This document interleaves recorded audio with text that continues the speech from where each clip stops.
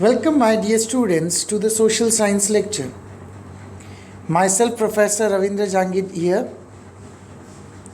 In this lecture, we are going to start with the next part of the physiography of the Brazil. As in the last lecture, we have completed the first two parts of the physiography of Brazil, that is, the Great Escarpments and the Highlands. These two parts we already completed. Now we are going to complete the remaining three parts of the physiography, that is the plains, the coastal areas and the islands. Okay, so as you know that there is in total 5 division of physiography of Brazil we are going to study. The coast. Brazil has a large coastline of about 7,400 kilometers. One may divide that into the two parts, namely the northern and eastern coast. The north coast extends from the Amapá province in the north to the Rio Grande do Norte in the east. This can be called as the North Atlantic coast, because there isn't two oceans which near to the coastal line of the Brazil. One is the North Atlantic Ocean, which is towards the northern side of the Brazil, and one is the South Atlantic Ocean, which is to the eastern side and the southern side of the Brazil. From there the eastern coast extends towards the south, और वहाँ से जहाँ पे ये north Atlantic ocean ख़त्म होता है उसी जगह से from the eastern side of Brazil वहाँ से स्टार्ट होता है आपका साउथ अटलांटिक ओशन, जो कहाँ तक जाता है साउथ ब्राज़ील तक. इतने लंबे कोस्ट लाइन पे साउथ अटलांटिक ओशन कोस्ट को लगता है. कहाँ पे? ब्राज़ील के. The northern coast is characterized by the mouth of many rivers including the Amazon. जो नॉर्दर्न कोस्ट है इंडिया ब्राज़ील का, जैसे फॉर एग्जांपल अगर यहाँ पे मैं आपको मैप ड्रॉ करके दिखाऊं ब्राज़ील का, तो कुछ इस तरीके से ब्राज़ील जो है वो कंट्री लाई करता है. ठीक है ना. तो यहाँ से उसके कुछ इक्वेटर जाता है इस तरीके से, ऐसा करके इस तरीके से कुछ इक्वेटर जाता है. 5 डिग्री ऊपर है यहाँ पे नॉर्थ की तरफ, 5 डिग्री यहाँ तक है, 5 डिग्री नॉर्थ. ठीक है ना. तो उस तरीके से उसका कुछ यहाँ पे दिया गया. तो ये जो रीजन है ये इसका आता है नॉर्थ अटलांटिक ओशन. कौन सा ओशन आता है? North Atlantic ocean. लेकिन ये जो रीजन है इतना यहाँ से लेके यहाँ तक ये है साउथ अटलांटिक ओशन. ठीक है. तो इस तरीके से ब्राज़ील, अब यहाँ पे अगर मैप आपको दिखाने की कोशिश करूँ तो आप यहाँ से अंडरस्टैंड कर सकते हैं. ये देखिए ये है यहाँ पे. तो फ्रॉम द स्टेट्स ऑफ अम्फा यहाँ से लेके रियो ग्रैंड दो नॉर्थ यहाँ तक क्या आता है? North Atlantic. देख रहे हैं यहाँ पे नॉर्थ अटलांटिक ओशन. ये 0 डिग्री है, 0 डिग्री की यहाँ तक 5 डिग्री तक ये नॉर्थ अटलांटिक. उसके बाद ईस्टर्न कोस्ट यहाँ से लेके अप टू दी साउथ तक ये यहाँ पे क्या आता है? South Atlantic ocean. तो फिजियोग्राफी मैप को आप बराबर से मैं आपको बाद में अंडरस्टैंड कराऊंगा जो चीज़ें हैं. फ़िलहाल आप जो बेसिक अंडरस्टैंडिंग की चीज़ें उसको मैं आपको समझा देता हूँ. ठीक है ना. So we are going to back to the topic. Okay. Therefore, this region is a lower lying region. On this coast lie the Marajo Island. इसी कोस्ट पे कौन सा आइलैंड लाई करता है? मराजो आइलैंड. नॉर्थन कोस्ट मैंने आपको अभी ऊपर बताया था अम्फा स्टेट्स के बाजू में. यहाँ पे ये एरिया जो है ये रीजन देखो यहाँ पे ऑन दी नॉर्दर्न कोस्ट बोला ना, from the states of Amapa to the Rio Grande do north. तो ये जो स्टेट है ये आइलैंड जो है ये कौन सा आइलैंड है? मराजो आइलैंड. तो इसी रीजन के वजह से ये जो अमेज़न रिवर है ये यहाँ से जो होते हुए आ रहा है, इसके कारण यहाँ पे अमेज़न बेसिन पे ये अपना ड्रेनेज सिस्टम ये अंदर एग्जिस्ट करता है. कहाँ पे? नॉर्थ अटलांटिक ओशन के अंदर. ये अपना जो पानी है जितनी भी इसकी ट्रिब्यूटरीज़ है इन सब का पानी जो है मिक्स होके ये कहाँ पे देता है? जाके नॉर्थ अटलांटिक ओशन में. तो ये चीज़ें आप वापस से ध्यान रखना, जब भी आप इसको स्टडी करेंगे तो सामने मैप रहेगा तो और ज़्यादा अच्छे से अंडरस्टैंडिंग होगी. Marajo and the Sao Marcos Bays. Marajo is a large coastal islands located on the mouth of river Amazon and river Tocantins. क्या नाम है रिवर का? River Amazon and the Tocantins. The eastern coast received the large number of small rivers, and the only major river which is meets the Atlantic Ocean here is the Sao Francisco. Eastern coast जो है, जो eastern coast यानी South Atlantic Ocean के अंदर यहाँ पे बहुत सी छोटी छोटी रिवर्स है, वो वहाँ पे जाके अपना पानी जो है वो वहाँ पे मतलब जाके छोड़ते हैं जो पानी, वो कौन से साइड में है, ईस्टर्न साइड में, और स्पेशली साउथ अटलांटिक ओशन में जाके लीव करते हैं। तो उस जगह पे जो सबसे बड़ी रिवर जो है जो अटलांटिक ओशन में जाके मिलती है वो कौन सी है, साओ फ्रांसिस्को। कौन सी रिवर है, साओ फ्रांसिस्को। अब ये भी आपको मैं लोकेट करके दिखाता हूँ इस मैप के ऊपर, देखो आपको बराबर से अंडरस्टैंडिंग होगा, यहाँ पे लोकेशन ऑलरेडी दिया हुआ है।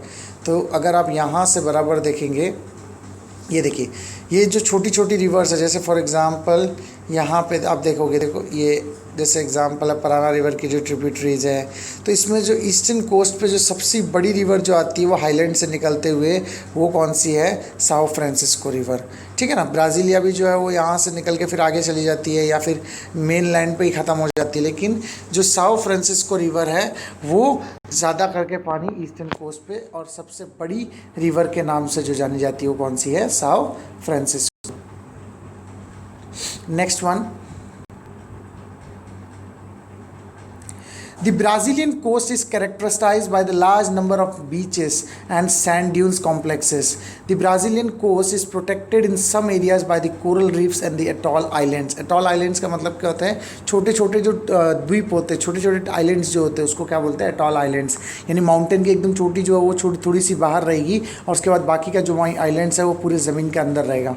तो उस तरीके से जो आइलैंड्स होते हैं उसको क्या कहते हैं, atoll islands. And coral reefs, जो मैंग्रोव्स जैसे छोटे छोटे रीफ्स रहते हैं अंदर रिवर के अंदर, जो प्लांट्स रहते हैं उसके कारण जो बड़ा सा रीजन एकदम मैंग्रोव्स का रीजन बन जाता है अंडर द वाटर, उस रीजन को ये लोग क्या कहते हैं, कोरल रीफ्स। ठीक है ना। तो ब्राज़ील की जो कोस्ट है ज़्यादा करके वो बीचेस टाइप की है, जैसे आपको मालूम रहेगा बड़े बड़े बीच गोवा के और यहाँ के अपने इंडिया के जैसे फेमस है, वैसे वहाँ पे ब्राज़ील के Brazilian coast specially the eastern coast के जो बीचेस है वो सबसे ज़्यादा फेमस है।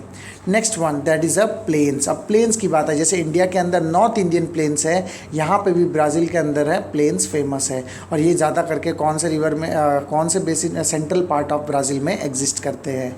ठीक है। So now the plains. The plains in the Brazil are confined to the two areas, namely the Amazon basin in the north and Paraguay and Parana source region in the southwest. An Amazon plain lying between these two highlands from the largest plain land of Brazil. अब यहाँ से बराबर से वापस से mapping पे चलते हैं। यहाँ पे क्या कहा गया कि ब्राज़ील के अंदर जो प्लेन्स है वो ज़्यादा करके कहाँ पे फॉर्म्ड होते हैं, अमेजोन रिवर बेसिन में यहाँ पे, और पैराना और पैराग्वे रिवर के यहाँ पे। ये जो देख रहे हो आप ग्रीन ग्रीन एरिया जो यहाँ पे, ये रीजन जो है ये सबसे ज़्यादा क्या फॉर्म करता है, ये आपका प्लेन रीजन फॉर्म करता है। ब्राज़ील के अंदर का प्लेन, प्लेन का मतलब क्या होता है, flat region which is having a long grassy area, तो उस रीजन को हम बोलते हैं प्लेन्स। तो देखो Paraguay and Parana river and the Amazon river basin, इन दोनों के बीच का जो जितना भी एरिया है वो रीजन को हम क्या कहते हैं, द प्लेन्स। ओके। तो Brazil have the largest plain area, यहाँ ब्राज़ील के अंदर बहुत ही लंबा प्लेन एरिया है। Amazon plain lying in the northern part of the Brazil generally slopes towards the west, slopes toward the eastward। ज़्यादा करके इसका झुकाव कौन सी तरफ है, ईस्टवर्ड की तरफ है। जैसे हमारे कंट्री के जो प्लेन्स है वो भी ईस्टवर्ड की तरफ ज़्यादा झुकाव है, क्योंकि रिवर जितनी भी फ्लो होती है वो सब कौन सी तरफ जाती है, ईस्टवर्ड की तरफ जाती है।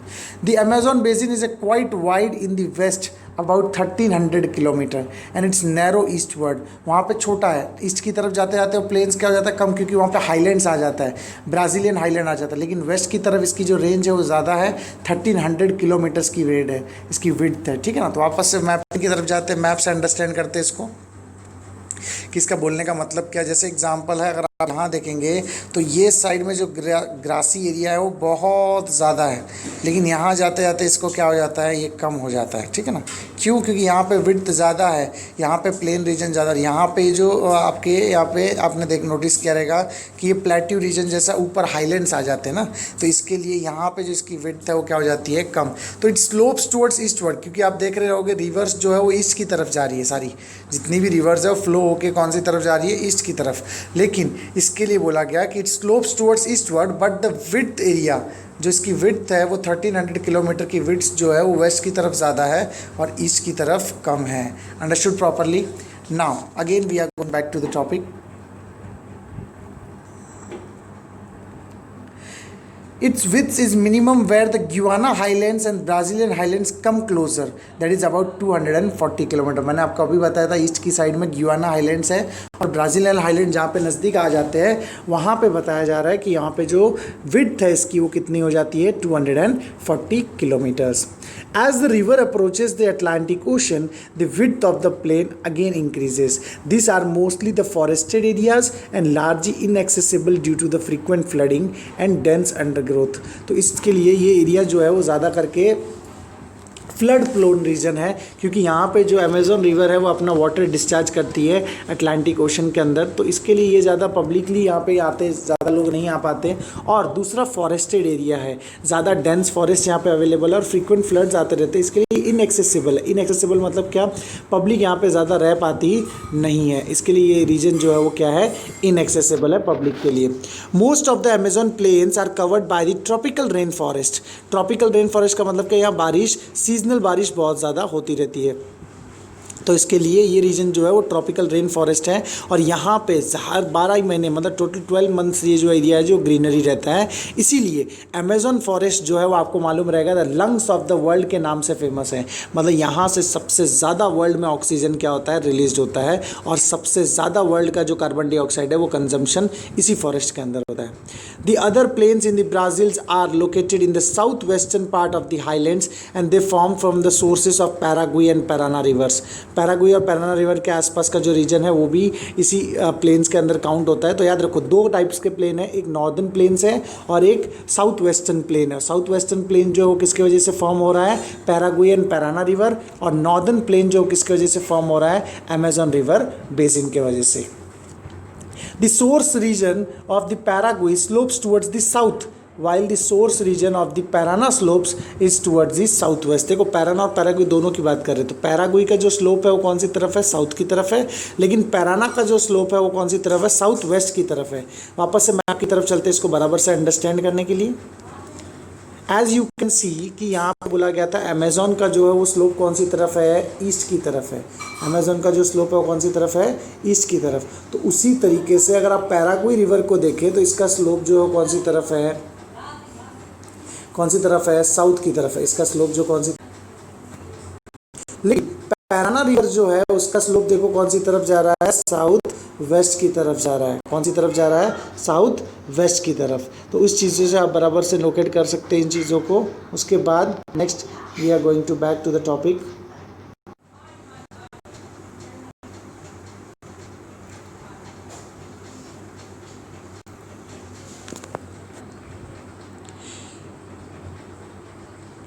Pantanal is one of the largest wetland in the world.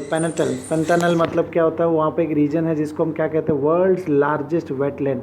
Wetland का मतलब ये होता है जहाँ पे दलदली इलाका होता है ना, मड़ी इलाका जिसको बोलते हैं, मड से भरा हुआ रहता है, कीचड़ वाला, और ज़्यादा 12 महीने गीला रहने वाला जो एरिया रहता है ना. क्यों, इसका रीज़न है Pantanal is the largest wetland region because here the two rivers like Paraguay and Parana river discharge the water. और ये जो इस यहाँ पे स्वैम्पी एरिया बन जाता है, कीचड़ वाला, ठीक है ना. It lies toward the southwest part of the highland area. It is a region of swamps and marshes in the northwestern Mato Grosso do Sul in Brazil and it extends into the Argentina too. तो ये ज़्यादा करके north western का जो part है Meta grosso दो सुल इन दी Brazil, वहाँ से लेके ये अर्जेंटीना जो नेक्स्ट नेबरिंग नेशन है इसका, वहाँ तक ये क्या करता है, एक्सटेंड करता है. वापस से मैप की तरफ जाते हैं और मैप में अंडरस्टैंड करते हैं कि पैंतानल रीजन क्या है, ठीक है ना. Once again we are going to the map. अब देखो यहाँ पे अगर आप ये रीजन देखते रहोगे तो ये हो गया आपका नॉर्थ, ये आपका रीजन हो गया नॉर्थ, और ये रीजन हो गया वेस्ट. तो नॉर्थ वेस्ट रीजन, और यहाँ पे ये रीजन है पैंतानल. ये वेटलैंड एरियाज़ है जो पैंतानल यहाँ से स्टार्ट होता है नॉर्थ वेस्ट ऑफ ब्राज़ील से लेके इसके आसपास की नेबरिंग कंट्री जो है जिसका नाम क्या है, अर्जेंटीना, इसके यहाँ तक क्या करता है, ये लाई करता है, ठीक है ना. ये पूरा इस तरीके से. एक मिनट वेट अ सेकेंड, यहाँ पे कुछ फॉर्मेट में मिस्टेक्स है. It's a region of swamp and marshes in the northwestern Mato Grosso do Sul in Brazil and extend up to the Brazil. मतलब क्या होता है कि स्टार्ट हो रहा है नॉर्थ वेस्ट की तरफ से और ये एक्सटेंड होते जाता है। जैसे अगर यहाँ से ये जो स्टार्ट हो रहा है, ये यहाँ से पैराग्वे होते होते ये पूरा अर्जेंटीना तक ये कंटिन्यू जो है वेटलैंड है। लेकिन ब्राज़ील के अंदर जो रीजन आता है वो कौन सा आता है? सिर्फ पैंतानल रीजन आता है। बाकी नेक्स्ट कंट्री की तरफ चला जाता है, जिस कंट्री का नाम क्या है? The Argentina. ठीक है, understood properly. Now, the last part of the physiography of Brazil is the islands. Besides the mainland, some islands are also included in Brazil. They can be classified into the coastal islands and marine islands. Most of the coastal islands have formed, and due to the deposition, marine islands were a part of the mainland.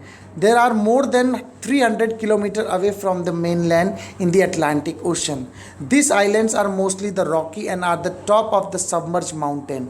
The islands near the coast of South Atlantic Ocean are coral islands and they are called as atoll. देखो, जैसे India के पास दो तरीके के islands है, एक होते हैं वोल्केनिक आइलैंड्स और दूसरा है कोरल आइलैंड्स, उसी तरीके के पास ब्राज़ील के पास भी due to the depositions of the river, जैसे रिवर जो पानी लेके आती है उसके साथ जो डिपोजिशनल सेडिमेंट्री रॉक्स होता है उसके कारण भी फॉर्मेट हुआ एक आइलैंड्स है जो ब्राज़ील के नॉर्दर्न साइड में है, और दूसरा आइलैंड्स जो ब्राज़ील के साउथ साइड में आता है वो सारे कौन से? कोरल आइलैंड्स है और एटॉल आइलैंड्स है। मैंने आपको बोला जो मैंग्रोव से, जिस प्लांट से बने हुए, कोरल से बने हुए जो आइलैंड्स होते हैं उसको कोरल रीफ्स भी बोलते हैं और एटॉल आइलैंड्स भी बोलते हैं। तो उस तरीके से ब्राज़ील के पास एक आइलैंड है नॉर्थ में अटलांटिक ओशन के अंदर, मेनलैंड अटलांटिक ओशन में, जो 300 किलोमीटर है मेनलैंड से ब्राज़ील के, और वो ओशन एग्जिस्ट होता है due to deposition form by the coastal islands. And there are mainly the rocky islands, मतलब वो क्या होता है ना, माउंटेन का टॉप है जो ऊपर आया हुआ वो आइलैंड है, और बाकी पूरा माउंटेन जो रिवर के अंदर है, जैसे हमारा Andaman and Nicobar island formed हुआ है। और एक आइलैंड जो ब्राज़ील के साउथ की तरफ है वो कौन से है? कोरल रीफ्स की वजह से, और उसको बोलते हैं कोरल आइलैंड्स और they are also called as atolls. ठीक है ना। वापस से मैं आपको मैप की तरफ लेके चलता हूँ, मैप में आपको बराबर से अंडरस्टैंड होगा। साउथ अटलांटिक बोला गया, यहाँ पे देखो नॉर्थ की तरफ बोला गया, तो वो आइलैंड कुछ इस जगह पे आइलैंड लोकेट होगा। यहाँ पे लोकेट दिख रहा नहीं, बराबर से मैप के अंदर दिया नहीं गया है। और जो साउथ के आइलैंड्स की बात करें, कोरल आइलैंड्स, वो इस कोस्ट की बात की जा रही है। यहाँ पे इस कोस्ट के ऊपर जो आइलैंड्स है वो कोरल आइलैंड्स है और उनको एटॉल आइलैंड्स भी कहा जाता है। Hope you understand, my dear students. Now in the next lecture we are going to start with the drainage system of India and drainage of Brazil, and by that we are going to complete with our chapter number 3rd, which is one of the important chapter in the syllabus of your 10th standard. Okay, so see you in the next class.